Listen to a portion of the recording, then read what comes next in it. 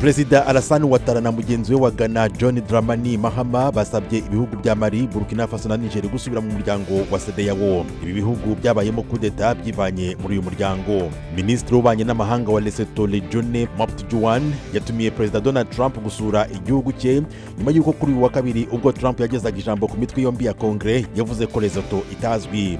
Ministiri w'ububanyi n'amahanga wa Zimbabwe Amon Murwila kuri uyu wa kane yavuze ko igihugu cye kirimo gusaba kwinjira muri BRICS.